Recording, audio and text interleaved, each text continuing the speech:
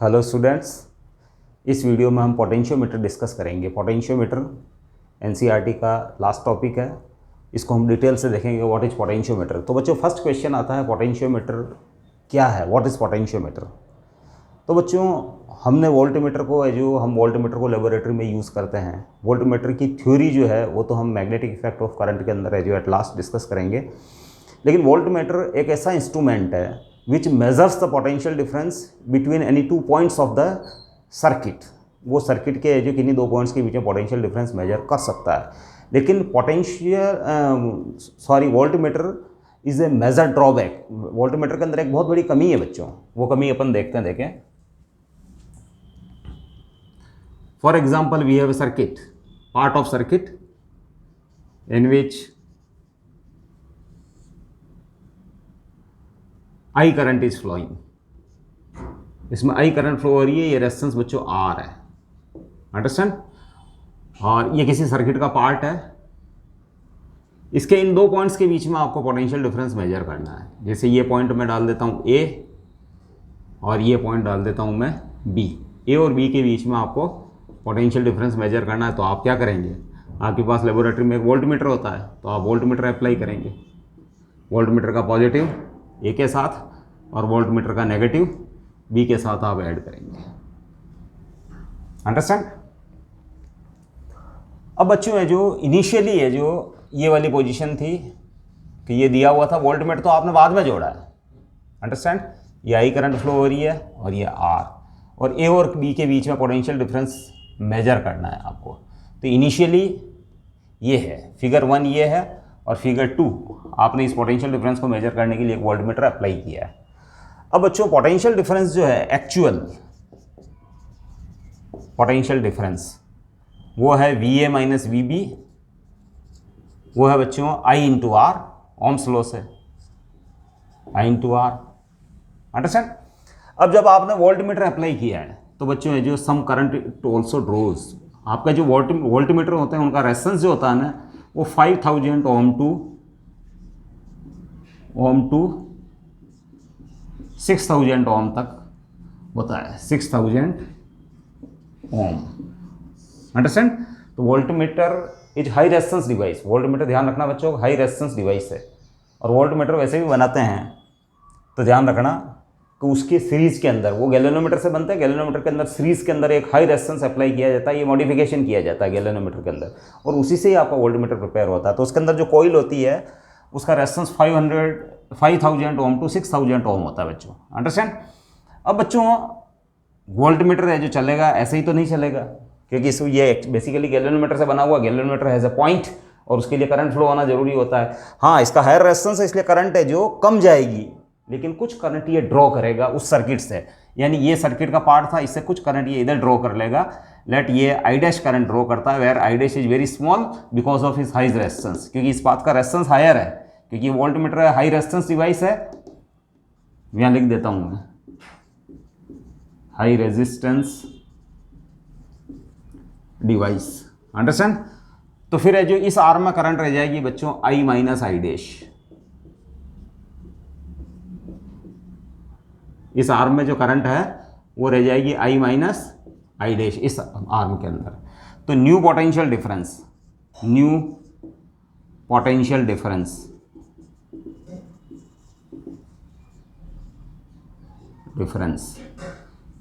That is I minus I dash into R. और ये new potential difference है measured by voltmeter. ये measure करता है बच्चों, measured by voltmeter, understand. Voltmeter इस वाले पोटेंशियल डिफरेंस को मेजर करेगा। ये measured potential difference, measured, understand. अब बच्चों है जो मैं इस ब्रैकेट को ओपन कर देता हूँ, IR minus I dash R. अब ये तो है आपका एक्चुअल, अंडरस्टैंड। और ये है बच्चों एरर, ये एरर है बच्चों। एक्चुअल में उसको मेजर करके क्या बताना चाहिए था, ये बताना चाहिए था I इंटू आर, लेकिन ये बता क्या रहा है IR minus I dash R. हालांकि ये जो एरर जो होती है, ये एरर ये है जो स्मॉल होती है। क्यों होती है कि चूंकि आई डैश है जो स्मॉल है, इस डायरेक्शन में जो करंट जाती है इसके हाई रेजिस्टेंस की वजह से स्मॉलर करंट है जो इस डायरेक्शन में फ्लो होती है, that's why I dash R is small. लेकिन एरर है बच्चों 100, ठीक है ना। तो volt meter is not 100% accurate device and it measures the potential difference with very small error, यानी वो एरर के साथ है जो मेजरमेंट करता है। तो volt metre that is volt meter not 100% accurate device, वो हमेशा है जो पोटेंशियल डिफरेंस को मेजर करने में कुछ एरर जरूर शो करेगा। However small this error may be but it will show surely some error, understand. तो वो 100% एक्यूरेट डिवाइस नहीं है, अंडरस्टैंड। बट पोटेंशियोमीटर जिसको हम डिस्कस करेंगे, पोटेंशियोमीटर वो 100% एक्यूरेट डिवाइस है, 100% एक्यूरेट डिवाइस है, अंडरस्टैंड बच्चों। पोटेंशियोमीटर 100% एक्यूरेट डिवाइस है, यानी पोटेंशियोमीटर भी पोटेंशियल डिफरेंस मेजर कर सकता है, but while measuring the potential difference it doesn't draw any current from the circuit whose potential difference is going to be measured by the potentiometer। यानी किसी जो external circuit के दो points के बीच में पोटेंशियल डिफरेंस मेजर किया जाए अगर पोटेंशियोमीटर से, तो वो बिल्कुल भी करंट नहीं लेता है। जैसा कि ये तो कुछ करंट ले रहा है बच्चों, लेकिन वो बिल्कुल भी करंट नहीं लेता है। It means I dash R उस वाले केस में पोटेंशियोमीटर वाले केस में I dash R will be 0। तो आप इसको क्या कह सकते हैं, 100% एक्यूरेट डिवाइस कह सकते हैं। और या इसको आप एक आइडियल वोल्ट मीटर भी कह सकते हैं बच्चों, आइडियल वोल्ट मीटर। अब आइडियल वोल्ट मीटर क्या होता है? आइडियल वोल्ट मीटर एक ऐसा वोल्ट मीटर माना जा सकता है जो बिना कोई करंट लिए, without drawing any current, it measures the potential difference. तो बच्चों ऐसा है जो वोल्ट मीटर तो पॉसिबल ही नहीं जो बिना करंट लिए, इधर करंट ही नहीं जाएगा वो पोटेंशियल डिफरेंस शो कर दे। तो ideal volt meter is not possible, वो नॉट पॉसिबल नहीं होता है ना। वोल्ट मीटर तो आइडियल नहीं हो सकता है, नॉट पॉसिबल। तो आपका वोल्ट मीटर कोई भी आइडियल हो ही नहीं सकता, क्योंकि some current is desired to drawn by it, understand. लेकिन बच्चों आपका ये जो पोटेंशियोमीटर है वो आइडियल वोल्ट मीटर की तरह है जो बिहेव कर सकता है, अंडरस्टैंड। और वो है जो without drawing any current it can measure the potential difference between any two points, understand. अब बच्चों है जो एक और एग्जांपल से मैं ये वाला जो पॉइंट है वो क्लियर कर देता हूं।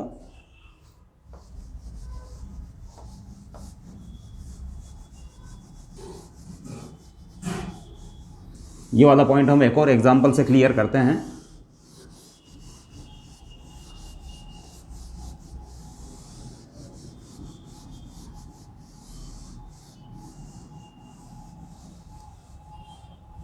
For example we have a cell, हमारे पास एक सेल है,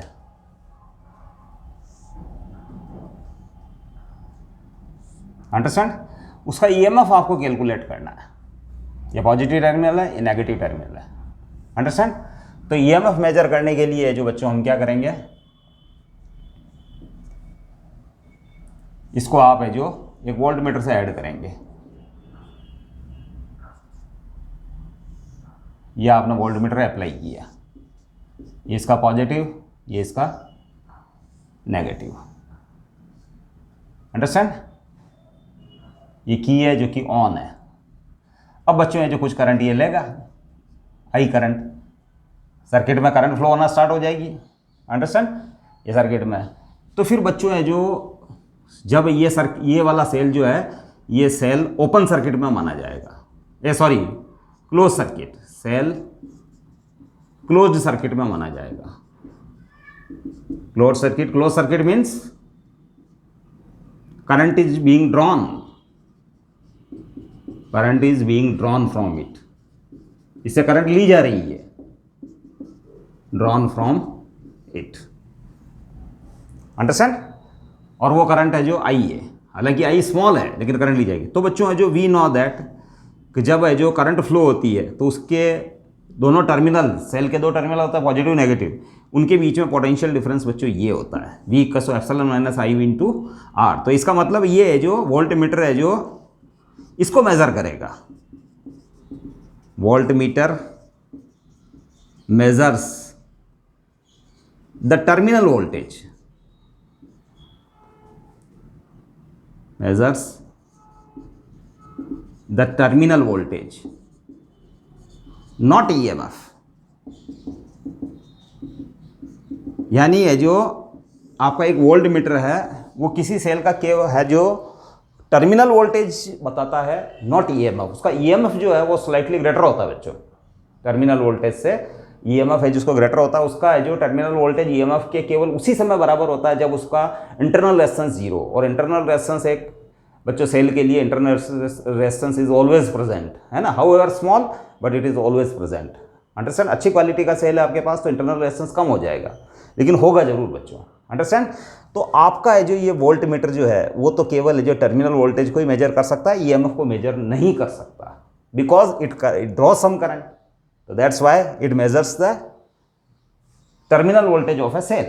लेकिन बच्चों पोटेंशियोमीटर है जो यही काम कर सकता है, वो बिना इससे कुछ भी करंट लिए, इस वाले सेल से वोल्टमीटर तो करंट ले रहा है लेकिन वो करंट नहीं लेगा बच्चों, और है जो वो है जो उसके दोनों टर्मिनल्स के बीच में जो पोटेंशियल डिफरेंस जो अवेलेबल है, जो कि ईएमएफ माना जाता है, open circuit voltage. Open circuit voltage मतलब इस सेल से कोई करंट नहीं ली जाए, और अगर है जो इसके दोनों टर्मिनल्स के बीच का पोटेंशियल डिफरेंस अगर आप मेजर कर लेते हो तो वो ईएमएफ माना जाता है बच्चों, ओपन सर्किट वोल्टेज, है ना। तो बच्चों है इसमें भी मैं लिख देता हूं, but potentiometer can measure the EMF. यानी ये जो पोटेंशियोमीटर आपका ईएमएफ मेजर कर सकता है, because it doesn't draw any current. ठीक है ना। अभी पूरा प्रोसीजर कैसा होता है वो हम चेक करेंगे। हम पोटेंशियोमीटर क्या है उसको माना लेते हैं। अब बच्चों पोटेंशियोमीटर क्या है, तो पोटेंशियोमीटर बच्चों एक अरेंजमेंट है जिसके अंदर एक स्टैंडर्ड सेल, रियोस्टेट और एक है जो बच्चों एक वायर जिसकी रेजिस्टिविटी हायर हो, नाइक्रोम, मैग्नीन, कॉन्स्टेंटन, इनका जो यानी अलॉयस का बना हुआ एक वायर उसके अंदर होता है, और वो एक प्राइमरी सर्किट फॉर्म करता है। अंडरस्टैंड? तो let us discuss the construction of the potentiometer, और फिर वो कैसे वर्क करेगा ये सब है जो हम डिस्कस करेंगे।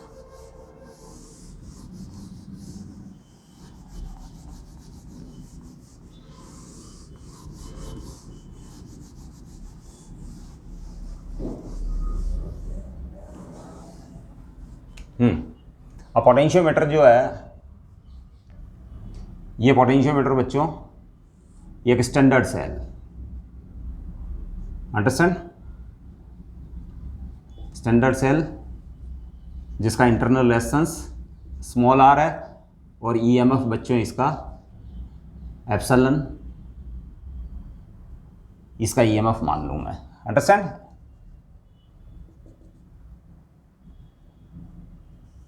इसके सीरीज के अंदर है जो बच्चों एक rheostat it means we can apply the variable potential, a variable resistance in the circuit, it is RH, rheostat, RH, it is a rheostat.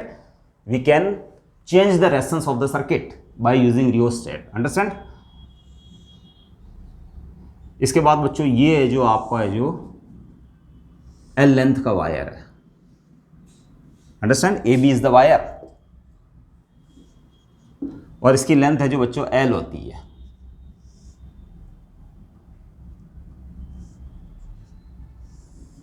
L length का wire. Understand? It forms a primary circuit. Primary circuit. अब बच्चों ये wire AB जो होता है उसके बारे में डिटेल लिख लेते हैं कि AB वायर ये बच्चों है जो अलॉय का बना होता है। अलॉय। अब अलॉय का क्यों बना होता है? High resistivity. अलॉय की हाई रेजिस्टिविटी होती है बच्चों। सेकंड, इसका जो temperature coefficient of resistance, temperature coefficient of resistance वो है जो बच्चों स्मॉल होता है ना, अल्फा, वो है जो बच्चों स्मॉल होता है, वेरी स्मॉल। अंडरस्टैंड? अब हाई रेजिस्टिविटी होने से जो बच्चों आपको आपका इस पर्पज है बच्चों की, ये AB है जो एक वायर है जिसका रेजिस्टेंस होना चाहिए सफिशिएंट रेजिस्टेंस। आप कंडक्टिंग वायर यूज नहीं कर सकते, आपको अलॉय वायर यूज करना पड़ेगा, क्योंकि सेम लेंथ का वायर जो कि दो वायर बना लो आप, एक कंडक्टिंग वायर है, कंडक्टिंग मतलब कॉपर से या एल्यूमिनियम से या सिल्वर से बना हुआ, और फिर ये जो उसी लेंथ का, उसी सेम क्रॉस सेक्शन का और उसी लेंथ का अगर एक आप जो अलॉय का वायर बनाएंगे, तो चूंकि अलॉय की रेजिस्टिविटी हायर होती है, तो है जो फिर अलॉय के वायर की सेम लेंथ के अलॉय का वायर जिसका क्रॉस सेक्शन भी सेम है, अंडरस्टैंड, तो उसका रेजिस्टेंस हायर होगा, अंडरस्टैंड। हमारे यहाँ पर्पज है सर्किट के अंदर है जो रेजिस्टेंस अप्लाई करना, अंडरस्टैंड। तो बच्चों है जो फिर इसके बाद अल्फा लो, टेम्परेचर कोफिशिएंट और रेजिस्टेंस है जो अल्फा लो होने से बच्चों क्या होता है, जब इस सर्किट के अंदर हम रीडिंग्स लेते हैं तो करंट फ्लो होती है, करंट फ्लो होने से बच्चों अगर उसका अल्फा हाई है तो बच्चों फ्रैक्शनल चेंज इन रेजिस्टेंस 4 पर degree centigrade rise in temperature will be also high, understand. तो इन दैट केस आगे चल के हम पोटेंशियल ग्रेडियंट पढ़ेंगे, potential gradient will change during our experiment, और पोटेंशियल ग्रेडियंट अगर चेंज होगी बच्चों तो फिर है जो आपकी रीडिंग्स में एरर आने लग जाएगी। तो आपके एक एक्सपेरिमेंट के दौरान है जो पूरे एक्सपेरिमेंट के दौरान potential gradient should not change, understand. तो बच्चों टाइम टाइम पे की को निकाल देना चाहिए, जब आप रीडिंग लेते हो उसी समय की को लगाओ, अंडरस्टैंड। लार्ज समय तक करंट फ्लो मत होने दो, आप एक रीडिंग ले लो, इसके बाद की को ओपन कर दो, फिर उस रीडिंग को जब नोट करो तब है जो आप है जो इस सर्किट में मैंने की नहीं बनाई है, सॉरी, है ना, तो it is the key, it is K1, ठीक है ना। तो की को आपको निकाल देना चाहिए। तो ये प्राइमरी सर्किट है जिसके अंदर ए बी एक जो एक वायर है, इसकी लेंथ जो है बच्चों, लेंथ वो बच्चों है जो 400 है ना सेंटीमीटर से 10,000 सेंटीमीटर, यानी है जो 4 मीटर टू 10 मीटर तक भी रख लेते हैं अपन, यानी उसकी एल जो है वो जो अच्छी खासी है। आगे चल के मैं बताऊंगा कि जो ऐसा पोटेंशियोमीटर जिसके अंदर वायर है जो हायर लेंथ का लिया हो गया है, ज़्यादा लेंथ का वायर, ए बी अगर वायर आपने यूज़ किया है जो कि अलॉय का वायर है, अगर ज़्यादा लेंथ का वायर है तो उसकी ये जो सेंसिटिविटी बेटर होती है, understand. Potentiometer is said to be more sensitivity वाली टर्म हम आगे डिस्कस करने जा रहे हैं, अंडरस्टैंड। तो ये ए बी वायर है जो बच्चों अलॉय का बना होता है। अब बच्चों है जो एक सेकेंडरी सर्किट फॉर्म कर रहा हूँ मैं, सेकेंडरी सर्किट के अंदर है जो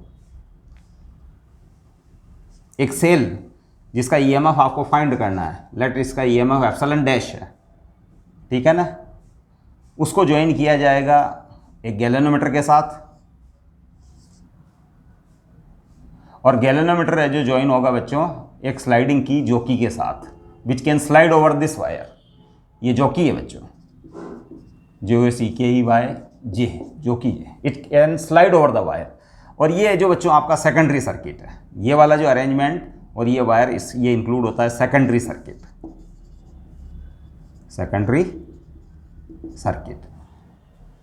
अंडरस्टैंड। और इस सेल का ईएमएफ है जो बच्चों एप्सिलॉन डैश है, करेक्ट। अब जैसे जो ये आपको मैकेनिज्म समझ में आया होगा, तो अब हम क्या करते हैं बच्चों, तो current in the circuit, primary circuit वो फाइंड कर लेते हैं। Current in the primary circuit यानी वायर ए बी के अंदर जो करंट है, इस वाले सर्किट के अंदर जो करंट है दैट इज आई, वो हम डिस्कस कर लेते हैं, ठीक है ना। यहाँ पे भी एक की लगा दो बच्चों, दैट इज K2, अंडरस्टैंड। अभी K2 को ओपन रख रहे हैं आप, तो अभी current in the primary circuit, अभी K2 को अपन ओपन रख रहे हैं, अभी K2 ओपन है बच्चों, ये सर्किट एक्शन में नहीं है, अंडरस्टैंड। अभी आप प्राइमरी सर्किट डिस्कस कर रहे हो, K2 केप्ट ओपन, अंडरस्टैंड। तो उस समय केवल प्राइमरी सर्किट में करंट फ्लो होगी, अंडरस्टैंड। प्राइमरी सर्किट में क्योंकि K1 तो क्लोज्ड है और K2 ओपन है, तो ये जो इफेक्टलेस है बच्चों, इट इज इनइफेक्टिव। ये वाला पार्ट जो इनइफेक्टिव है, करंट केवल डायरेक्ट इसमें फ्लो हो रही है ना। हाँ, current in the primary circuit I equals to epsilon. अब बच्चों इसका इंटरनल रेजिस्टेंस ये है, वायर का रेजिस्टेंस RAB है बच्चों, RAB is the resistance of wire, और इसका इंटरनल रेजिस्टेंस बच्चों स्मॉल r है, और है जो आपके रियोस्टेट का ये है RH। यहाँ जो रेजिस्टेंस अप्लाई हो रहा है यहाँ से यहाँ तक की कॉइल का, वो लेट RH मान लिया मैंने। तो पोटेंशियल डिफरेंस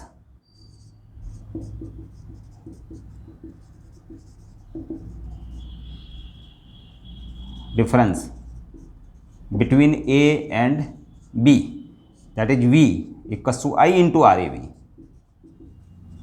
अब आई की वैल्यू पुट कर दें आप, epsilon upon R A B plus small are plus R H और into R A B. Understand. अब बच्चों है जो मैं इसको डिवाइड करने जा रहा हूं L से, और यहां है जो L आ जाएगा। L is the length of this wire, A B wire की। तो बच्चों ये हो जाएगा V by L, that is the potential difference across per unit length of wire. इसको आप पोटेंशियल ग्रेडियंट X बोलेंगे बच्चों। क्या बोलेंगे? Potential gradient.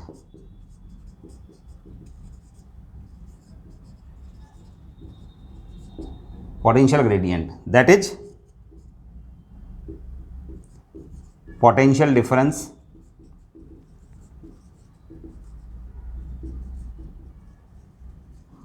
across unit length of wire, length of wire, potential difference across unit length of wire. इससे एक term define कर लिया आपने, पोटेंशियल ग्रेडियंट। ठीक है बच्चों, ये आपने पोटेंशियल डिफरेंस। तो एक बार मैं और रिवाइज कर देता हूँ कि आपका ए बी है जो एक वायर है, ये वायर है जो अलॉय का बना होता है। अलॉय जो बच्चों कौन कौन होता है? जैसे नाइक्रोम, मैंगनीन, कॉन्स्टेंटन और यूरेका, कॉन्स्टेंटन और यूरेका, ये सब अलॉय है बच्चों। ठीक है ना। तो ये जो सफिशिएंट रेजिस्टेंस है जो प्रोवाइड करवा देते हैं। तो हमने जो क्या कर दिया है जो बच्चों, इस टाइप से आपने जो पोटेंशियल ग्रेडियंट को आपने डिफाइन कर लिया है। अच्छा, वायर का क्रॉस सेक्शन है जो बच्चों, ये वायर जो है उसका क्रॉस सेक्शन यूनिफॉर्म होना चाहिए ताकि एक्स यूनिफॉर्म रहे। अंडरस्टैंड। ये जो वायर ए बी है, A B has uniform cross section, uniform cross section. Understand. Uniform cross section का मतलब है का R is inversely proportional to A होता है बच्चों। और अगर क्रॉस सेक्शन यूनिफॉर्म है तो उसका रेजिस्टेंस है जो पर सेंटीमीटर लेंथ ऑफ वायर है जो उसका रेजिस्टेंस भी है जो फिक्स रहेगा। अंडरस्टैंड। उससे पोटेंशियल ग्रेडियंट, पोटेंशियल ग्रेडियंट क्या है बच्चों?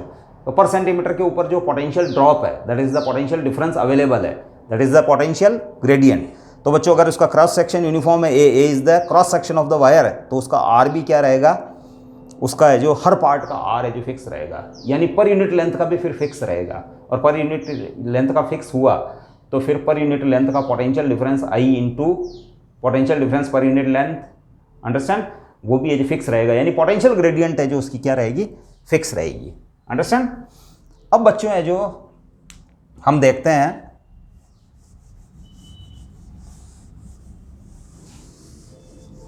इस की को हम ऑन कर देते हैं बच्चों। K2 को है जो प्रेस कर दो आप। अंडरस्टैंड। Now press K2। अब है जो प्रेस K2 ऑल्सो। K1 तो है जो K2 ऑल्सो, यानी क्लोज करो उसको, क्लोज्ड। और ये तो पहले ही क्लोज्ड है। अंडरस्टैंड। अब बच्चों आप क्या करें कि इस जोकी को इसके ऊपर स्लाइड करवाएं। इसके ऊपर है जो आप इसको स्लाइड करवा सकते हैं। अंडरस्टैंड। तो फिर है जो बच्चों sliding, during sliding of the जोकी एक ऐसी पोजीशन आ जाएगी बच्चों। अंडरस्टैंड। इस वायर के ऊपर एक ऐसी पोजीशन आ जाएगी, एक ऐसा पॉइंट मिलेगा आपको, उस समय गैल्वेनोमीटर जीरो डिफ्लेक्शन शो करता है। उस समय गैल्वेनोमीटर जीरो डिफ्लेक्शन शो करता है। तो बच्चों लेट है जो इसी पॉइंट के ऊपर जीरो डिफ्लेक्शन शो कर रहा है।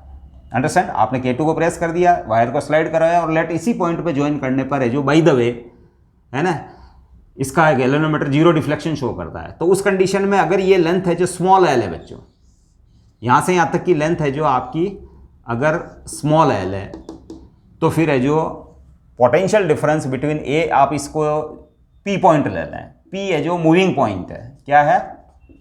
Moving point. ये जोकी के जो यूँ समझ लो जोकी का टिप जो है वो P पॉइंट है।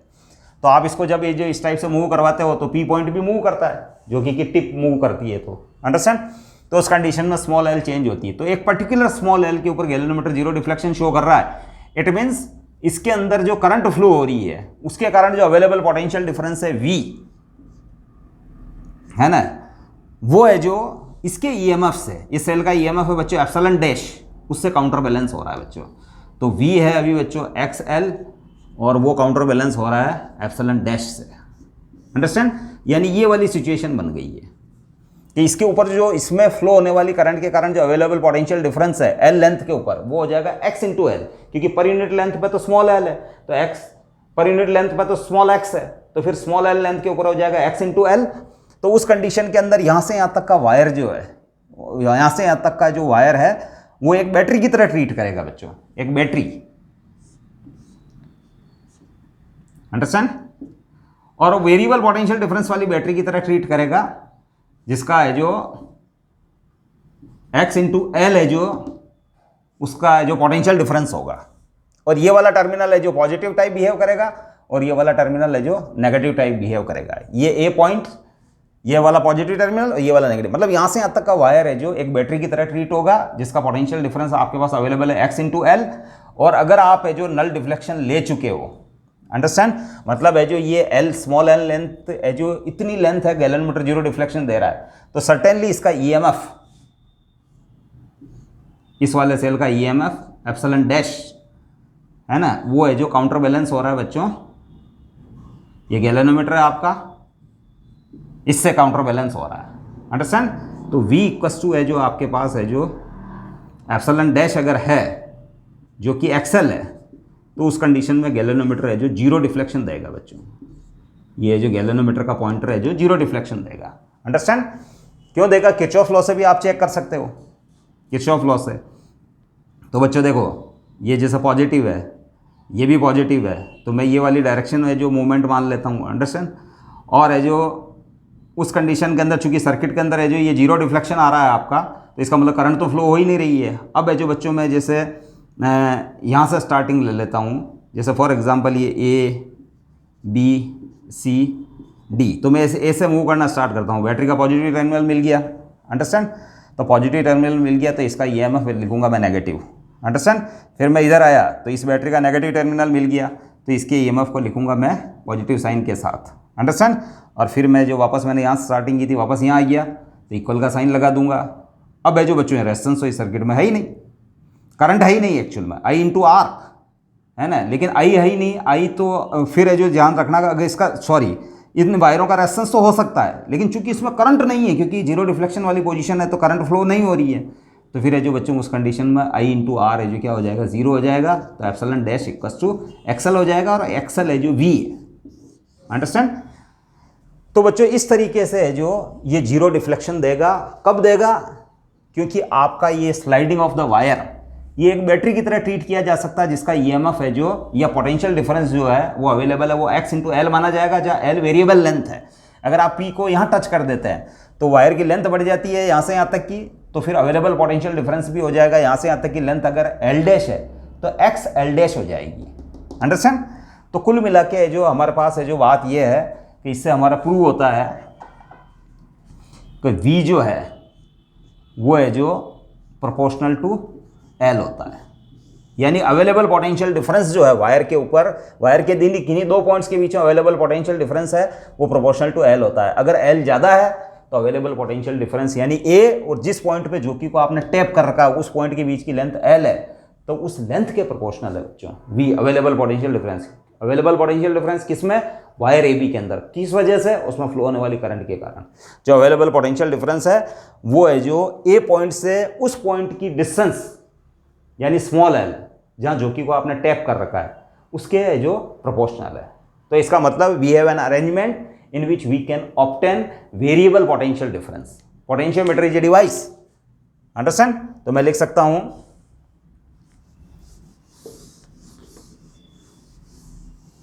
That is potentiometer is an arrangement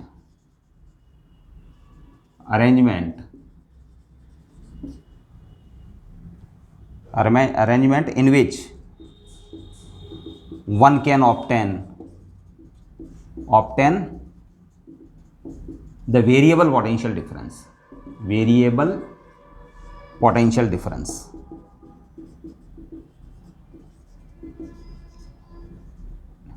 difference V equals to XL.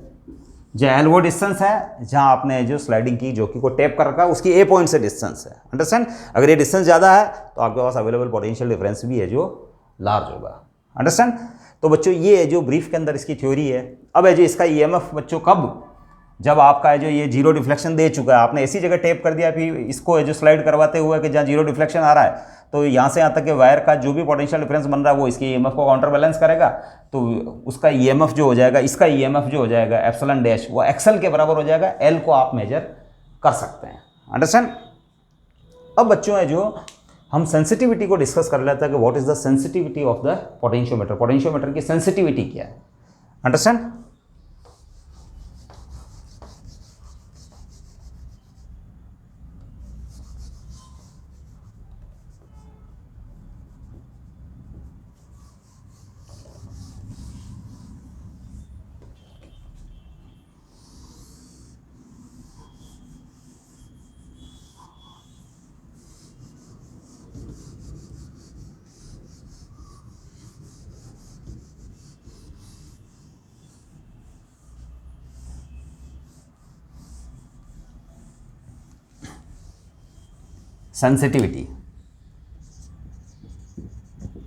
sensitivity of potentiometer. So what is the sensitivity of potentiometer, understand। अब बच्चों सेंसिटिविटी के बारे में मैं लिख देता हूं। ए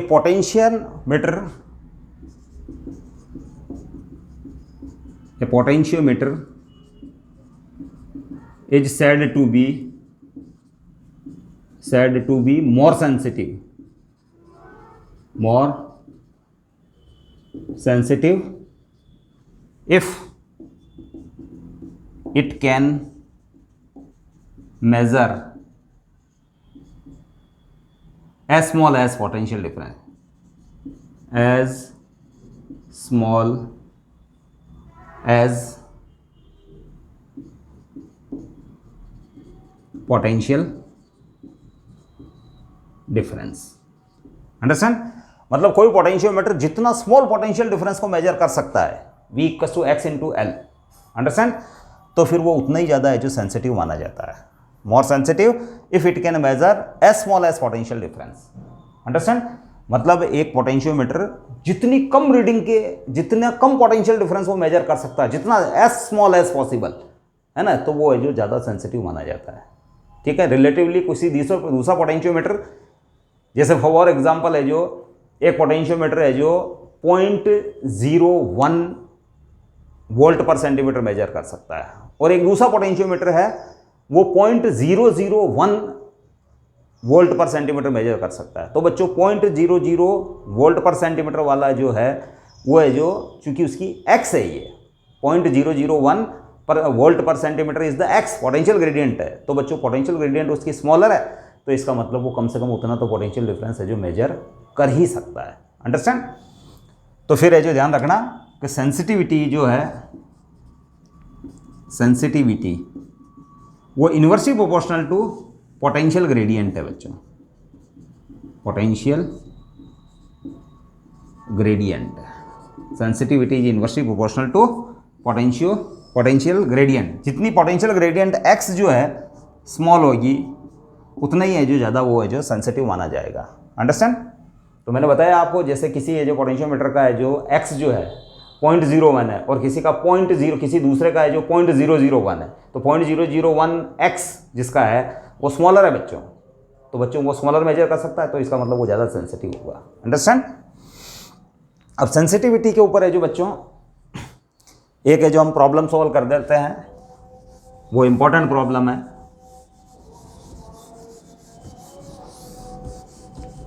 एक क्वेश्चन जो काफ़ी इंपॉर्टेंट है।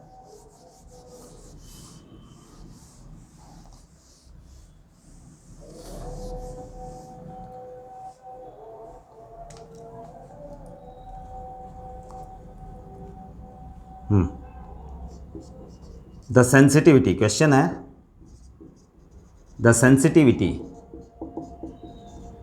of a potentiometer can be increased,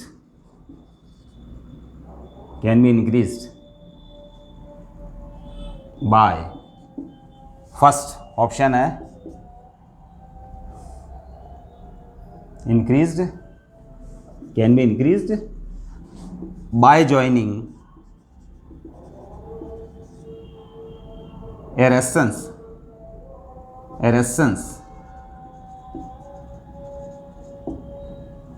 by joining an extra resistance,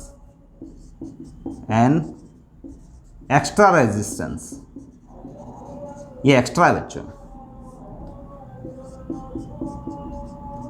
extra resistance in primary circuit, यानी प्राइमरी सर्किट के अंदर एक एक्स्ट्रा रेजिस्टेंस और अप्लाई कर दो आप, ठीक है ना। ये कहना चाहिए का मतलब है जैसे यहाँ आप एक एक्स्ट्रा रेजिस्टेंस और अप्लाई कर दो, जैसे इस टाइप से, अंडरस्टैंड, ये एक्स्ट्रा रेजिस्टेंस। तो उससे जो हमको चेक करना पड़ेगा कि जो सेंसिटिविटी इंक्रीज होती है या नहीं होती है, ठीक है ना। A B by decreasing the length of wire A B, wire A B by decreasing the length of wire A B, यानी इस वायर की लेंथ को अगर डिक्रीज कर दें तो हमको चेक करना है एक्चुअल में 4 ऑप्शंस में से जो कौन सा ऑप्शन करेक्ट है या कौन से ऑप्शंस करेक्ट है, यानी मल्टीपल ऑप्शन है जो टाइप क्वेश्चन भी ये है, understand. C by using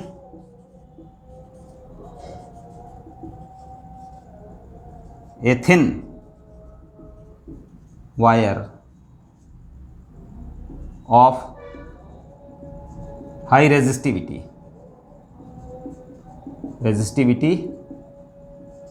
as potentiometer wire, as potentiometer wire, और D by increasing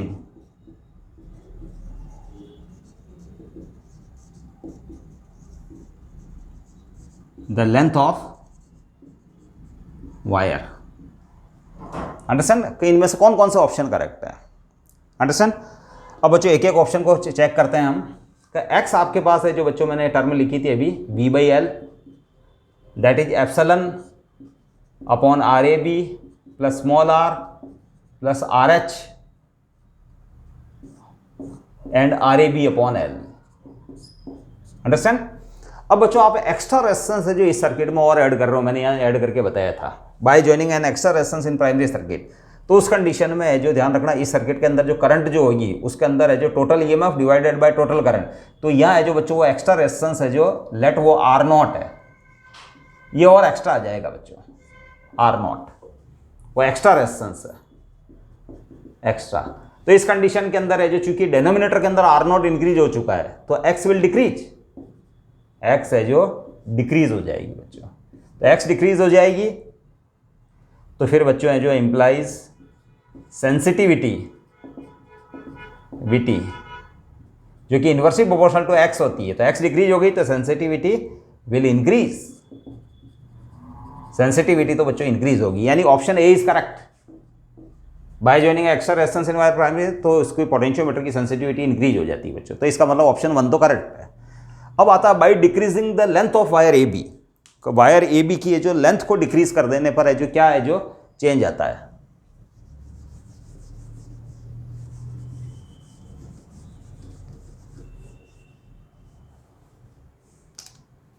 second option को देख लेते हैं अपन।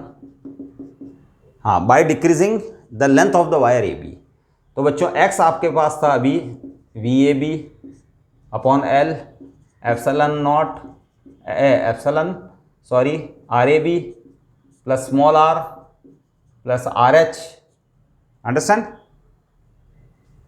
Are H into R A B upon L, R A B upon L, understand.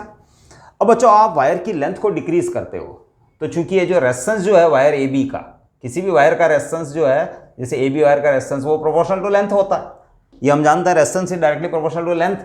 तो बच्चों अगर आप है जो एल को है जो, चूंकि वो डायरेक्टली प्रोपोर्शनल है, तो चूंकि आप एल को डिक्रीज करोगे, है ना, if L decreased then R B है जो, आर ए बी भी क्या हो जाएगा, डिक्रीज हो जाएगा, सेम रेशियो में डिक्रीज होगा।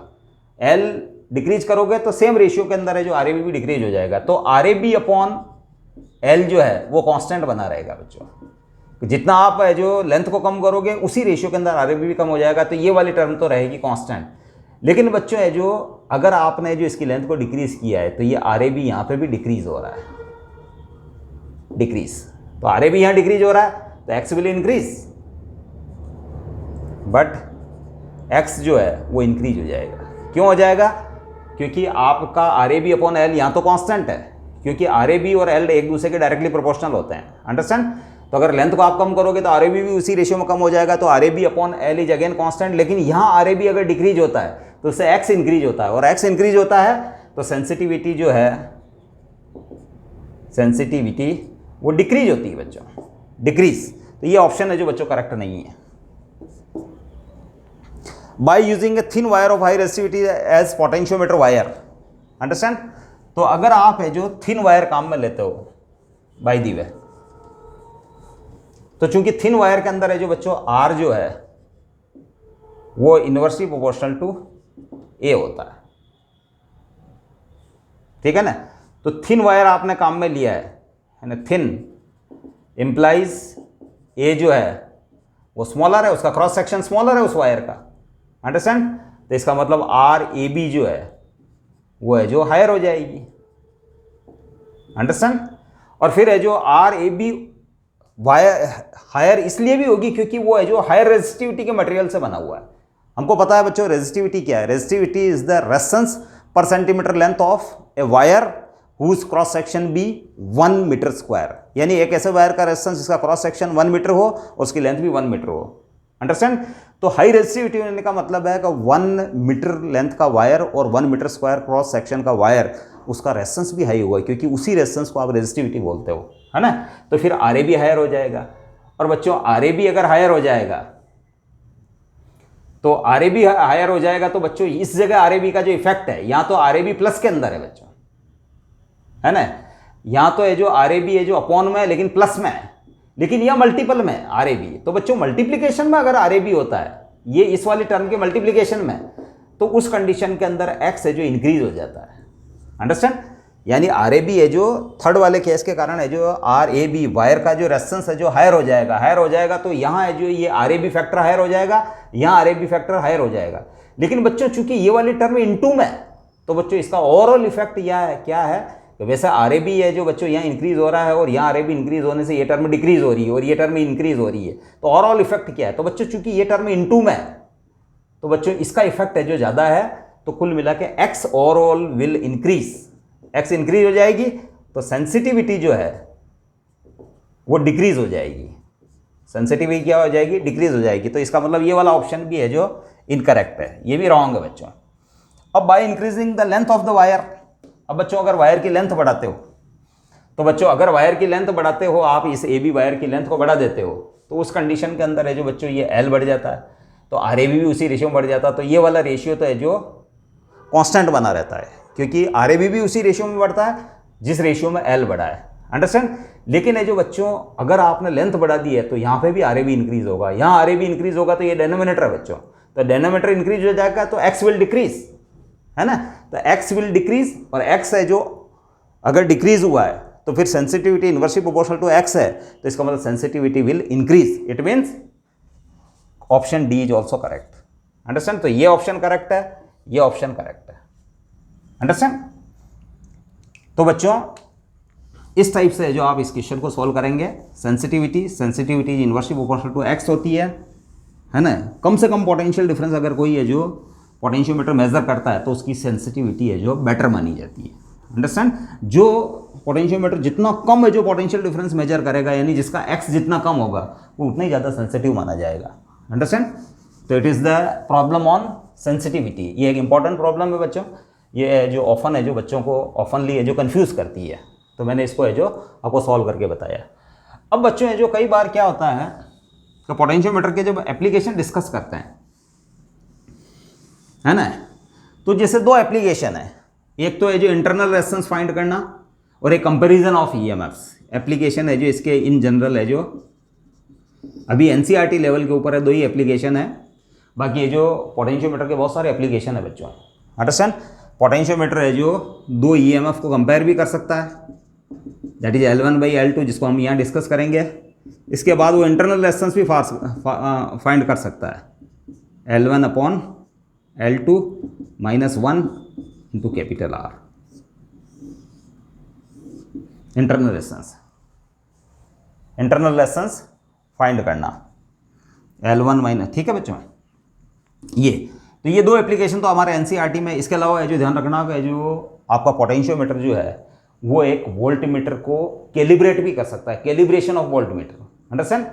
और है जो ध्यान रखना, आप गैलोरीमीटर से वोल्टमीटर बनाते हो तो उसको आप कैलिब्रेट कर सकते हो, यानी उसके ऊपर मार्किंग कर सकते हो। वोल्टेज के अंदर मार्किंग जो होती है 1 वोल्ट 2 वोल्ट 3 वोल्ट जो भी लिखना है आपको, तो वो आप है जो वो कैलिब्रेशन आप है जो पोटेंशियोमीटर की हेल्प से कर सकते हो। इसी टाइप से आप गैलोरीमीटर से ही एमीटर्स भी बनाए जाते हैं, और उस एमीटर का कैलिब्रेशन करना हो, यानी उसके ऊपर मार्किंग करनी हो एम्पियर के अंदर, तो आप है जो पोटेंशियोमीटर का यूज़ करके वो काम भी कर सकते हैं। लेकिन एनसीईआरटी के सिलेबस में हमारे वो नहीं है। अगर कम्पिटिटिव सिलेबस में है तो मैं उसका जरूर है जो एक वीडियो उसका डालूंगा। लेकिन ये 2 एप्लीकेशन हमारे सिलेबस के अंदर है बच्चों, कंपेरिजन ऑफ ईएमएफ्स और जो इंटरनल रेजिस्टेंस, अंडरस्टैंड। अब बच्चों एक टर्म है स्टैंडर्डाइजेशन। अब इसके अलावा बच्चों अगर आपको पोटेंशियल डिफरेंस मेजर करना हो कि सर्किट का कोई सर्किट है जिसके 2 पॉइंट्स के बीच में जो पोटेंशियल डिफरेंस मेजर करना है, तो वो आप कैसे करेंगे?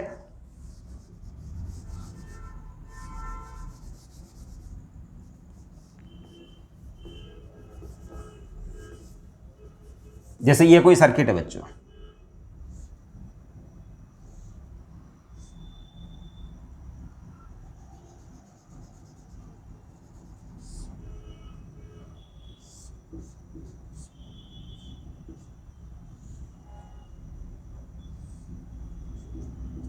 अंडरस्टैंड। और आप है जो इस पॉइंट को इससे ज्वाइन करते हैं, और इस पॉइंट को है जो आप है जो गैलोरीमीटर से जोड़ के स्लाइडिंग की जोकी से है जो ज्वाइन करते हैं, अंडरस्टैंड। ये ए पॉइंट हो गया, ये ए पॉइंट है, अंडरस्टैंड। ये पी पॉइंट है, ये स्लाइडिंग पॉइंट है बच्चों। अब है जो इस पॉइंट और इस पॉइंट के बीच में जो पोटेंशियल डिफरेंस, इसमें फ्लो होने वाली की ऑन है बच्चों, तो इसमें करंट फ्लो हो रही है, अंडरस्टैंड। अब इसमें करंट फ्लो हो रही है, तो आप इसको स्लाइड करवाएं। स्लाइड करवाने के बाद में जिस पॉइंट के ऊपर ये गैलोरीमीटर 0 डिफ्लेक्शन दे, उस पॉइंट की वो स्लाइडिंग पॉइंट हो गया बच्चों। लेफ्ट है जो पी है, जो ये स्लाइडिंग पॉइंट पी है बच्चों, ये पी जैसे इस जगह है, ये वाला पी, अंडरस्टैंड। और यहाँ से यहाँ तक की लेंथ लेट एल है बाय द वे, है ना, एल में भी समथिंग, अंडरस्टैंड। तो उस कंडीशन में ये जो पोटेंशियल डिफरेंस है, ये वाला पोटेंशियल डिफरेंस आप है जो इसको है जो वी डैश मान लें।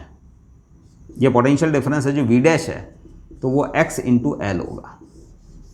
क्या होगा? ये वाला पोटेंशियल डिफरेंस, ये वाला है जो v डैश है, तो ये इस रेजिस्टेंस के ऊपर अक्रॉस जो पोटेंशियल डिफरेंस है वो v डैश है, तो v डैश हो जाएगा x इंटू एल हो जाएगा, जब where l is the length of a point where galvanometer, length of the point from point A से p तक का पॉइंट, ये वाली लेंथ, कब जब गैलोरीमीटर 0 डिफ्लेक्शन देता है, तो v dash equals to x into L. अब आप l को तो यहाँ एक स्केल लगा रहता है, उससे रीड कर लेंगे, लेकिन आप x को कैसे फाइंड करेंगे? तो x को फाइंड करने के लिए आपको x की वैल्यू फाइंड करनी है ना। तो to find the value of x, potential gradient,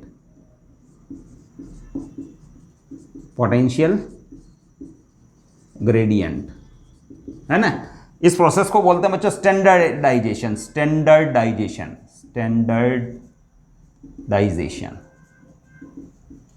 है ना। We have to make some arrangement.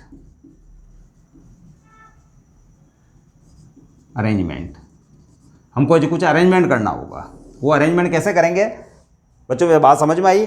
ये पोटेंशियल डिफरेंस ये भी आप इससे मेजर कर सकते हो, अंडरस्टैंड। इस सेल की वजह से इसमें से करंट फ्लो हो रही है, आप 0 डिफ्लेक्शन जब आ जाएगा तो न तो यहाँ से यहाँ तक गैलोरीमीटर करंट फ्लो होगी, या ना इधर से इधर करंट फ्लो होगी, तो इसका मतलब इस वाले वायर से यानी पोटेंशियोमीटर सर्किट से कोई करंट नहीं ली जाएगी, और उस कंडीशन में ये वी डैश जो है x इंटू एल के बराबर होगा, अंडरस्टैंड। तो फिर बच्चों आपको x की रिक्वायरमेंट है, यहाँ V dash equal to since x into L, L को आप रीड कर लेंगे, लेकिन x की रिक्वायरमेंट है। अब how can we find the x? क्योंकि इन दोनों एप्लीकेशन के अंदर तो no need to find x. मैं बताऊंगा आपको एक्स की कोई एक्स को फाइंड करने की रिक्वायरमेंट नहीं है, लेकिन यहां पोटेंशियल डिफरेंस मेजर करने के लिए एक्स की रिक्वायरमेंट है। तो आप स्टैंडर्डाइजेशन करेंगे। अब स्टैंडर्डाइजेशन कैसे करेंगे आप? तो बच्चों स्टैंडर्डाइजेशन के लिए मैं एक और सर्किट बनाऊंगा। How can we achieve the standardization, यानी we can find the value of X. तो बच्चों यहां आप एक स्टैंडर्ड सेल अप्लाई करो जिसका पोटेंशियल डिफरेंस हाई एक्यूरेसी के साथ आपको पता हो, नॉन ईएमएफ सोर्स, और ये एक स्टैंडर्ड सेल है। स्टैंडर्ड सेल, उसका ईएमएफ जो है कि नहीं है, एक्यूरेटली नॉन है, किसी भी अदर मेथड से एक्यूरेटली नॉन, यानी with high degree of accuracy आपको इसका ईएमएफ पता है, नॉन है ये। अंडरस्टैंड? इसके बाद ये की, और बच्चों है जो ये गैल्वेनोमीटर। अब आप है जो बच्चों अपनी मनमर्जी से इसको एक सुटेबल लेंथ के ऊपर है जो सेट कर दो, मनमर्जी से। अब मनमर्जी नहीं, वो भी कैलकुलेशन से आएगी, मैं बताऊंगा आपको। जैसे ये पी पॉइंट है, यहां आपने इसको टच कर दिया, अंडरस्टैंड? और यहां टच करने से ये गैल्वेनोमीटर जीरो डिफ्लेक्शन देता है। क्या करता है? Zero deflection. मतलब आपने जो एक डिस्टेंस ले ली, ए पॉइंट से इस पॉइंट की डिस्टेंस है L S, let L S is the distance. तो बच्चों एक्स जो है, अगर ये गैल्वेनोमीटर जीरो डिफ्लेक्शन देता है इस लेंथ के लिए, एल एस के लिए, तो एक्स हो जाएगी बच्चों epsilon S upon L S. Understand? अब बच्चों है जो आप क्या करो, इस रियोस्टेट को है जो क्या करो, आगे पीछे करो। रियोस्टेट से इसके रेजिस्टेंस को, इस प्राइमरी सर्किट के रेजिस्टेंस को चेंज करो। अंडरस्टैंड? इस रेजिस्टेंस को चेंज करने पर एक्स की वैल्यू है जो यहाँ, यानी epsilon S upon L S, या आप यूँ कह दोगे एल एस तो आपने पहले ही सेट कर दिया, एप्सिलॉन एस अपॉन एक्स। आपकी रिक्वायरमेंट है एक्स बच्चों 0.001 वोल्ट पर सेंटीमीटर की रिक्वायरमेंट है। कितनी? लेट 0.001 वोल्ट, क्योंकि बच्चों है जो इस पोटेंशियोमीटर के अंदर आप ध्यान रखें कि एक्स की वैल्यू है जो 0.001, 0.002, 0.003, 0.0001 वोल्ट पर सेंटीमीटर लेना है जो ठीक रहता है ऐसे केसेस के अंदर एक्स की वैल्यू को। तो आप ये वैल्यू कैसे अचीव करेंगे? तो आपको जैसे ये वाली पोटेंशियल ग्रेडियंट चाहिए, तो इसका मतलब एल एस जो है वो चाहिए आपको 0.001, अंडरस्टैंड, वोल्ट पर सेंटीमीटर। तो आप है जो इससे को कैलकुलेट कर ले, क्योंकि स्टैंडर्ड सेल का ईएमएफ तो पता है। जैसे for example it is 1.49 volt, और ये है 0.001, ये लेक्लांचे सेल है, ये लेक्लांचे है, जैसे लेक्लांचे सेल है ये। तो 1.49, 0.001, अब इससे एल एस जो भी आएगी है ना, वो एल एस के ऊपर आप इसको पहले ही सेट कर दें। अंडरस्टैंड? आप पहले जो समझ रहे हैं बात को, आप ये स्टैंडर्ड सेल लगाओगे जिसका ईएमएफ आपको पता है, और एल एस है जो ये वाली एल एस है, आपको जो ये पोटेंशियल ग्रेडियंट चाहिए 0.001, तो उसके लिए एल एस हो जाएगी आपकी ये एप्सिलॉन एस अपॉन 0.001। अंडरस्टैंड? अब एप्सिलॉन एस आपको पता 1.49, तो 0.001, इसको सॉल्व कर लें, इसको सॉल्व कर ले तो आपको एल एस आपको मिल जाएगी। तो आप उस एल एस के ऊपर, यानी उस लेंथ को इस कैलकुलेशन के अकॉर्डिंग रखेंगे, तो उससे आपको ये पोटेंशियल ग्रेडियंट मिल जाएगी। अंडरस्टैंड? तो it is the standardization of the potentiometer, यानी एक्स की वैल्यू आप है जो किसी स्टैंडर्ड सेल की हेल्प से आप फाइंड कर लें। अंडरस्टैंड? तो epsilon S upon L S such that x जैसे आपको ये चाहिए, तो उसके अकॉर्डिंग एल एस है जो आपको ये होनी चाहिए 1.49 डिवाइडेड बाय 0.001। तो फिर आप है जो पहले ही है जो इसको एल एस डिस्टेंस के ऊपर सेट कर लें, जो कि इस कैलकुलेशन से मिलती है। तो उस कंडीशन में 0.001 वोल्ट पर सेंटीमीटर उसकी पोटेंशियल ग्रेडियंट हो जाएगी बच्चों। अंडरस्टैंड? और इसके लिए आपको क्या करना पड़ेगा? रियोस्टेट को आगे पीछे करना पड़ेगा।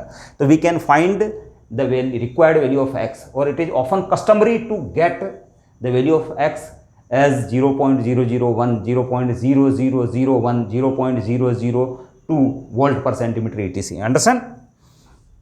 अब बच्चों ये स्टैंडर्डाइजेशन हो गया, तो उससे आप एक्स की वैल्यू फाइंड कर सकते हो, यानी पोटेंशियल ग्रेडियंट आप फाइंड कर सकते हो, और पोटेंशियल ग्रेडियंट फाइंड कर लोगे तो फिर है जो पोटेंशियल डिफरेंस भी फाइंड कर लोगे। अब बच्चों है जो मैं आपको ये दो एप्लीकेशन और रहे जिनको भी बता देता हूँ कि to compare the EMF।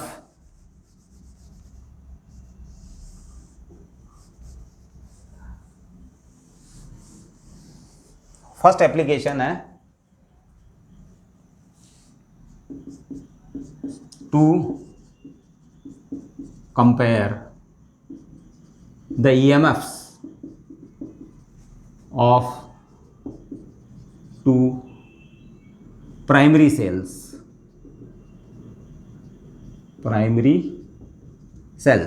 that is epsilon 1 upon epsilon 2 equals to L1 upon that is L1 upon L2। और बच्चों ये प्रैक्टिकल भी है, तो वो प्रैक्टिकल है जो मैं करना भी आपको यहीं बता दूंगा, और जो इसके ऊपर है जो बोर्ड में भी क्वेश्चन आ सकता है। बच्चों इसके लिए आपको सेकेंडरी सर्किट के अंदर है जो 2 सेल्स की रिक्वायरमेंट है, 2 प्राइमरी सेल, ये एप्सिलॉन 1 वाला और ये एप्सिलॉन 2 EMF वाला, और दोनों के जो पॉजिटिव टर्मिनल्स है जो हैं वो है जो इन वायरों के थ्रू है जो A से अटैच्ड है। अब यहाँ बच्चों 2 वे की लगाई जाएगी, ये टर्मिनल 1, ये टर्मिनल 2, इट इज टर्मिनल 3, ये टर्मिनल 1, ये टर्मिनल 2, ये टर्मिनल 3। यहाँ टर्मिनल 2 से जो बच्चों एक गैल्वेनोमीटर अटैच कर देंगे और गैल्वेनोमीटर एक स्लाइडिंग की जोगी से जुड़ेगा। अंडरस्टैंड? अब ये जो 2 वे की है ना, आप है जो इधर भी जा सकते हैं, इधर भी जा सकते हैं, ये टर्मिनल्स हैं 1, 2 एंड 3। अब बच्चों है जो ये लेबोरेटरी के अंदर होती है, अगर आप प्लग को 1 और 2 के बीच में लगाते हैं, step 1 put the plug between terminal, आपके पास वो जो काली काली नॉब्स होती है, ठीक है ना, वहाँ लेबोरेटरी के अंदर आप उसको 1 और 2 के बीच में है जो आप लगा दें, put the plug between terminal 1 and 2। Understand? तो फिर ये सेल एक्शन में आ जाएगा बच्चों, और ये चूंकि यहाँ आपने प्लग लगाया नहीं तो ये जो सर्किट ब्रेक हो रहा है यहाँ से, तो इस ये वाला जो सेल इनइफेक्टिव है, तो ये वाला सेल एक्शन में है। इस गैल्वेनोमीटर के थ्रू आप स्लाइडिंग की जोकी को स्लाइड करवाएं और उसके बैलेंसिंग लेंथ फाइंड करें। लेट बैलेंसिंग लेंथ इस केस के अंदर इस सेल के लिए आती है L1, तो फिर उस कंडीशन में इसका EMF काउंटर बैलेंस हुआ है, दैट इज XL1। अंडरस्टैंड? अब है जो इस प्लग को तो रिमूव कर दें स्टेप 2 के अंदर, स्टेप 2 के अंदर रिमूव प्लग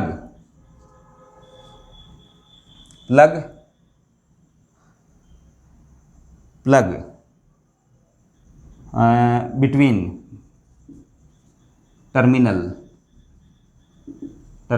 1 एंड 2। 1 और 2 के बीच में प्लग को तो हटा दें, and put the plug between terminals 2 and 3। 2 और 3 के बीच में आप प्लग अप्लाई कर दें। अब बच्चों यहाँ से प्लग हटा चुके हो तो ये सेल है जो इनइफेक्टिव हो गया, ये अब है जो ये वाला सेल एक्शन में ओनली इस गैल्वेनोमीटर के थ्रू, तो इसके लिए अगेन आप है जो बैलेंसिंग लेंथ फाइंड करें, ठीक है ना। तो जब बैलेंसिंग लेंथ है जो लेट L2 आती है तो इसका EMF काउंटर बैलेंस होगा बच्चों, तो ये वो हो जाएगा बच्चों epsilon 2 equals to XL2। Understand? अब आप है जो कंपेरिजन इक्वेशन 1 को डिवाइड करते हैं इक्वेशन 2 से, तो epsilon 1 upon epsilon 2 equals to XL1 upon XL2। इस x को x से काट दें तो implies epsilon 1 upon epsilon 2 equals to L1 upon L2। Understand? That is the comparison of 2 cells.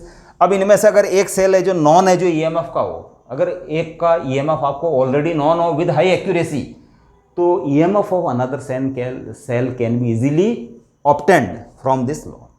अब बच्चों प्रैक्टिकल लेबोरेटरी के अंदर आप कैसे करेंगे, तो आप क्या करेंगे, जो एक बार है जो इन दोनों सेल को एक्शन में लेके और है जो RH की किसी पोजीशन के लिए इनकी L1 और L2 फाइंड कर लें। फिर जब अगली रीडिंग के लिए अगेन आपको अगला सेट लेना हो, आपको 3 रीडिंग्स लेनी पड़ती है, ये सेट 1, इसके बाद सेट 2 और ये सेट 3। अंडरस्टैंड? तो फिर आप क्या करेंगे, RH को थोड़ा सा है जो आगे पीछे करते हैं। अगर आप थोड़ा सा जैसे इधर कर देते हो तो ध्यान रखना कि जो सर्किट के अंदर X जो है ना, चूंकि है जो सर्किट का X कम हो जाएगी तो बैलेंसिंग लेंथ इस बार डिफरेंट आएगी। अगर आप अगली रीडिंग का सेट लेना हो, यानी अगली रीडिंग के लिए epsilon 1 upon epsilon 2 again find करना हो, तो आपको क्या करना है, यहाँ है जो छेड़छाड़ करनी है। छेड़छाड़ करने से मतलब है इसको आगे पीछे करना है, तो ऐसा करने से X चेंज हो जाएगी, X चेंज होने से बैलेंसिंग लेंथ है जो अगेन चेंज हो जाएगी। तो फिर अगेन है जो new balancing length L1 dash upon L2 dash आएगी, उनकी वैल्यूज़ को आप फाइंड करके पुट कर देंगे। थर्ड रीडिंग के लिए आपको वापस क्या करना है, इसको वापस अगेन है जो इसको थोड़ा सा चेंज करना है, उससे पोटेंशियल ग्रेडियंट चेंज होगी, पोटेंशियल ग्रेडियंट चेंज होने से फिर है जो बैलेंसिंग लेंथ चेंज हो जाएगी, और फिर है जो न्यू रीडिंग्स आएगी L1 डबल डैश और L2 डबल डैश, उनका रेशियो लेकिन बच्चों है जो हर केस के अंदर सेम आएगा। तो इस टाइप से 2-3 सेट आपको लेबोरेटरी में लेने पड़ते हैं। अब बच्चों किसी प्राइमरी सेल का इंटरनल रेजिस्टेंस फाइंड करना है आपको। To find the internal resistance of a primary cell,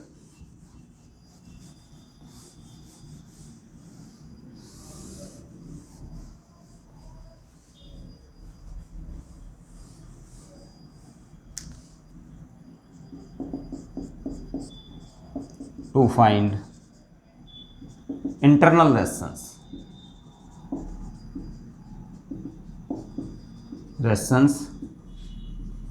of a primary cell. Primary cell का इंटरनल रेजिस्टेंस फाइंड करना, तो उसके लिए बच्चों सर्किट में थोड़ा सा आपको करेक्शन करना होगा। आप क्या करें कि जिस सेल का आपको इंटरनल रेजिस्टेंस फाइंड करना उसको यहां अप्लाई करें, अंडरस्टैंड। तो ये हो जाएगा बच्चों एप्सिलॉन डैश, ये एप्सिलॉन है तो ये एप्सिलॉन डैश, अंडरस्टैंड। यहां आप है जो एक रेजिस्टेंस बॉक्स लगा दें, स्मॉल रेजिस्टेंस बॉक्स है ये, स्मॉल रेजिस्टेंस बॉक्स। अपनी लेबोरेटरी में 2 टाइप के रेजिस्टेंस बॉक्स होते हैं। एक तो है जो हायर रेजिस्टेंस बॉक्स HRB, उसके अंदर बच्चों 5000 ओम 10,000 ओम तक के रेजिस्टेंस है जो सर्किट में अप्लाई किए जा सकते हैं। उन नॉब्स को है जो ब्लैक कलर की जो नॉब्स होती है, अंडरस्टैंड, उनको आप है जो रिमूव करेंगे। उन प्लग्स को रिमूव करके आप जैसे 5000 का है जो प्लग आपने रिमूव कर दिया तो 5000 का है जो रेजिस्टेंस सर्किट में एक्शन में आ चुका है, अंडरस्टैंड। तो लेकिन ये स्मॉल है बच्चों, इसमें है जो 100 ओम तक है जो रेजिस्टेंस आप है जो आप उसमें प्लग को निकाल के है जो सर्किट में अप्लाई कर सकते हो, अंडरस्टैंड। इसके बाद है जो बच्चों यहाँ वापस एक 2 वे की, ये टर्मिनल 1, ये टर्मिनल 2, ये टर्मिनल 3, ये गैल्वेनोमीटर और गैल्वेनोमीटर को वापस स्लाइडिंग की जो कि से अटैच कर देंगे, अंडरस्टैंड। यहाँ से आप है जो क्या करें कि सबसे पहले तो है जो स्टेप 1 के अंदर put the plug between 1 and 2, terminals 1 and 2 के बीच में आप प्लग अप्लाई कर दें। 1 और 2 के बीच में आपने प्लग लगा दिया तो बच्चों ये सेल एक्शन में आई है बच्चों। यहाँ तो आपने प्लग लगाया नहीं, अभी ये रेजिस्टेंस बॉक्स है जो इनइफेक्टिव है, तो आपका सर्किट है जो इस पाथ के थ्रू है जो प्राइमरी सर्किट से अटैच है, अंडरस्टैंड। तो आपने यहाँ प्लग लगाया तो फिर है जो आप है जो इसको मूव करवा के ज्योति को, उसके लिए बैलेंसिंग लेंथ फाइंड करते हैं। लेट बैलेंसिंग लेंथ आती है L1। तो बच्चों है जो L1 है जो यानी इसका EMF काउंटर बैलेंस हो रहा है, क्योंकि ये जो गैल्वेनोमीटर 0 डिफ्लेक्शन दे रहा है, इसका मतलब सेल से इस डायरेक्शन में कोई करंट फ्लो नहीं हो रही है, इसका मतलब सेल ओपन सर्किट में है ना। तो फिर है जो उसका EMF हो जाएगा XL1, where L1 is the balancing length, understand. अब बच्चों आप क्या करो कि इस वाले प्लग को इसमें ही रहने दो, लेकिन टर्मिनल 2 और 3 के बीच में ही प्लग लगा दो, तो इसका मतलब ये पूरा है जो अब जुड़ चुका है, अंडरस्टैंड। इसके बाद अगेन है जो आप इसको क्या करें कि इसको स्लाइड करवाएं, स्लाइड करवा के फिर इसको 0 डिफ्लेक्शन पॉइंट फाइंड कर लें। ये 0 डिफ्लेक्शन किस लेंथ के ऊपर देता है, यानी यहां से P point is the sliding point और मूविंग पॉइंट, अंडरस्टैंड। वहां तक की लेंथ जो है जिसके लिए 0 डिफ्लेक्शन देते हैं वो नोट कर लें, वो लेट L2 है।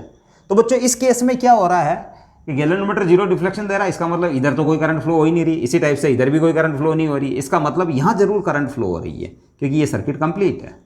और आपने एक R रेजिस्टेंस इसमें से रिमूव कर लिया है, R है ना, इसको है जो R है जो आपको नहीं रिमूव करना है,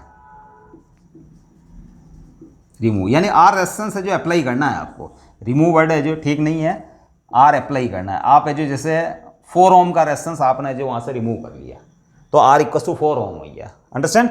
अब है जो इस वाले सर्किट में करंट फ्लो हो रही है। अब बच्चों है जो इस पॉइंट और इस पॉइंट के बीच का पोटेंशियल डिफरेंस तो टर्मिनल वोल्टेज कहलाएगा, क्यों कि इस सेल से करंट ली जा रही है और ये करंट है आपकी I। तो चूंकि I करंट इस सर्किट में ऐसे फ्लो हो रही है, इस R में कोई करंट फ्लो नहीं हो रही, यहाँ कोई करंट फ्लो नहीं हो रही, और ये है जो गैल्वेनोमीटर 0 डिफ्लेक्शन दे रहा है, it means it is the terminal voltage. ये पॉइंट जुड़ा हुआ है इस टर्मिनल से पॉजिटिव से और ये पॉइंट जुड़ा हुआ है इस वाले से नेगेटिव से, तो it is the terminal voltage और सेल से करंट ली जा रही है बच्चों उस कंडीशन में। तो फिर टर्मिनल वोल्टेज है जो स्टेप 2 के अंदर काउंटर बैलेंस होगा, तो वो V = लेट L2 लेंथ पे बैलेंस काउंटर बैलेंस होता है, तो V = XL2 हो जाएगा, अंडरस्टैंड। अब बच्चों हमको पता है कि V इक्वस टू होता है epsilon minus I into small r, terminal voltage, EMF और इंटरनल रेजिस्टेंस में रिलेशन। तो बच्चों स्मॉल आर जो है वो हो जाएगा epsilon minus V upon I, understand. लेकिन बच्चों ये टर्मिनल वोल्टेज तो है जो इसके अक्रॉस भी तो है, इन दोनों पॉइंट्स के बीच में ही तो ये आर रेजिस्टेंस जुड़ा हुआ है बच्चों, ये वाला आर रेजिस्टेंस जो आपने निकाला है। तो इसका मतलब है जो V इक्वस टू है जो आई इंटू आर भी है ओम्स लॉ के अकॉर्डिंग, जहाँ ये आई है जो ये वाली करंट है। तो इसका पोटेंशियल डिफरेंस है जो इसके अक्रॉस, ये आर रेजिस्टेंस आपने निकाला हुआ है तो इसके अक्रॉस पोटेंशियल डिफरेंस भी यही है बच्चों, V equals to I into R, जो कि इसका टर्मिनल वोल्टेज है। तो फिर है जो आई जो है वो हो जाएगा V बाई आर, आप इस वैल्यू को यहाँ पुट कर दें तो इसका आपको स्मॉल आर जो मिलेगा बच्चों, इसको लिए मैं यहाँ लिख देता हूँ,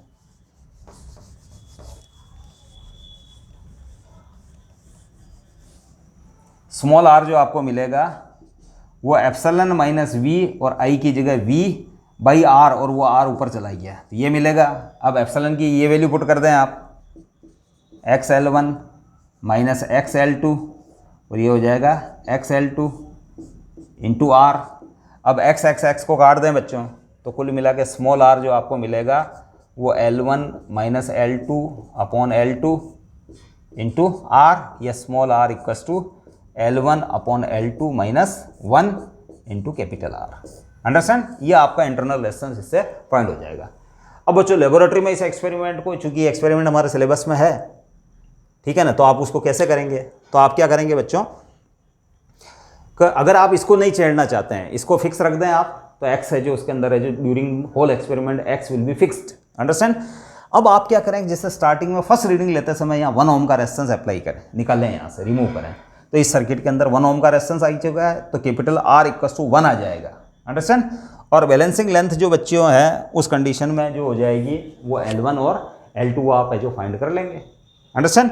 फिर अगली बार आप क्या करेंगे, यहाँ से 2 ओम को निकालेंगे, अंडरस्टैंड। अगर आपने 2 ओम का निकाल लिया है तो फिर यहाँ कैपिटल R इक्वस 2 हो जाएगा, और फिर है जो उसके लिए अगेन है जो बैलेंसिंग लेंथ आप फाइंड कर लेंगे, अंडरस्टैंड।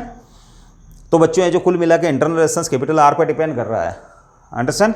लेकिन L1 और L2 जो है, L1 और L2 वो भी है जो डिफरेंट आएगी, इंटरनल रेजिस्टेंस की एक बच्चों रेंज आ जाएगी, मतलब आप first reading, second reading, third reading, हर बार आपको R की डिफरेंट वैल्यूज़ यहाँ से रिमूव करनी है और आपको है जो इसको सॉल्व करना है। तो R की एक है जो बच्चों रेंज आ जाएगी, हर फर्स्ट रीडिंग के लिए स्मॉल r है जो लेट है जो 1 ओम, सेकेंड रीडिंग के लिए small r equals to let 4 ohm, third reading के लिए r equals to let 6 ohm. तो ये बच्चों है जो 10 ओम तक है जो इस टाइप से है जो वेरी कर सकती है। तो आपको लास्ट में लिखना है कि the value of small r lies in the range smaller, उन तीनों रीडिंग में 4 रीडिंग 5 रीडिंग जो भी लेते हैं उसमें स्मॉलेस्ट रीडिंग, और फिर है जो हाईएस्ट रीडिंग वो रेंज आपको लिख देनी है वहाँ। It changes in the range lowest to smallest, उनमें से आप सेलेक्ट करके। तो बच्चों इस टाइप से आप है जो इंटरनल रेजिस्टेंस भी इस सेल का फाइंड कर सकते हो। बच्चों वीडियो बहुत लंबा हो चुका है, इसके बारे में अगर कोई इंपॉर्टेंट चीज़ें अगर है जो कुछ मेरे से अगर छूट रही है तो मैं अगले वीडियो के अंदर डिस्कस करूँगा और मैं चेक कर लूँगा, और उसके ऊपर फिर इंपॉर्टेंट क्वेश्चंस भी हम डिस्कस करेंगे। Thank you.